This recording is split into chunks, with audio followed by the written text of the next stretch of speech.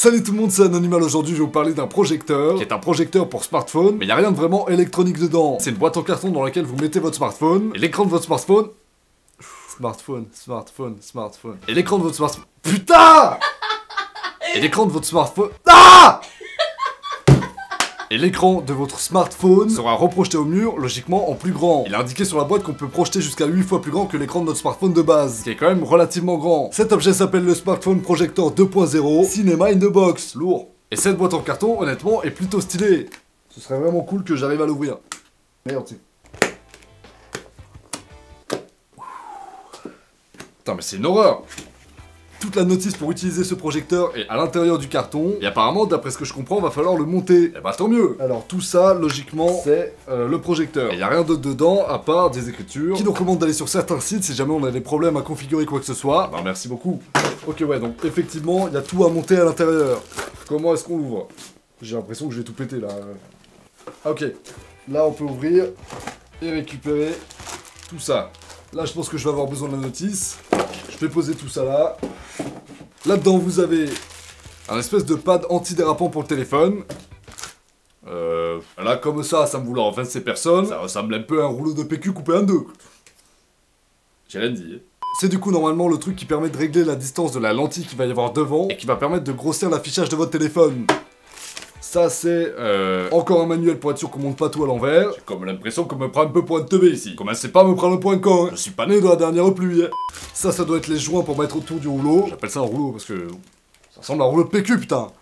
Et là j'imagine que c'est la lentille ou les lentilles. Alors c'est une seule lentille qui est extrêmement grosse, qui est extrêmement sale. C'est quoi cette merde? Bon, va falloir laver la lentille. Bon, du coup au niveau de l'assemblage comment ça se passe? Je vais mettre ça là. On va donc d'abord prendre ça et la lentille, le côté bombé à l'extérieur, et mettre un joint autour. Ok, bon, je pense qu'on est pas mal. Ensuite, on va glisser ça à l'intérieur, et mettre un autre joint par derrière pour pouvoir bloquer le pseudo-objectif. Voilà, parfait. Merde. Maintenant, on va mettre ça à l'intérieur, à ce niveau-là, pour que le portable colle et puisse rester droit. Parce que s'il tombe pendant la projection, bah, vous voyez plus rien, ce qui est pas pratique de ouf. C'est tout gluant, c'est dégueulasse. Attends, je l'ai collé comme un schlag. Ok, c'est bon, c'est collé. J'ai fait ça à peu près proprement, donc ça devrait passer. Bon, maintenant, il reste plus qu'à mettre son téléphone dedans et à projeter. Évidemment, avant d'essayer de projeter avec votre téléphone, vérifiez s'il y a des rayures ou des cassures sur votre écran. Parce que si c'est le cas, ça se verra à la projection. Du coup, je vais chercher une vidéo à projeter et je vais la projeter.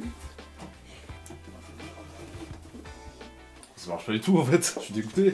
Ah mais je sais. Bon, j'avais oublié de désactiver la luminosité automatique, du coup évidemment ça fait de la merde et ça ne projetait rien. Pour que ça marche, faut mettre la luminosité à 100%. Bon, même en ayant la luminosité à 100%, faut quand même être dans un endroit extrêmement sombre pour qu'on puisse y voir. Du coup je vais éteindre toutes les lumières qu'il y a autour de moi et je vais essayer de reprojeter le truc.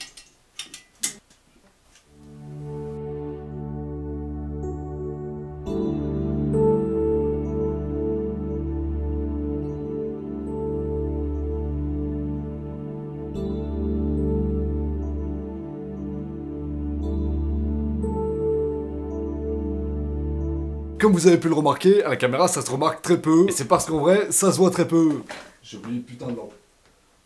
Faut vraiment être dans un noir presque complet pour pouvoir voir correctement. En même temps, c'était prévisible, parce qu'il n'y a que la luminosité du téléphone qui détermine la puissance du projecteur. Il n'y a pas de vrai projecteur qui envoie plus de lumière dedans. Peut-être récupérer mon téléphone.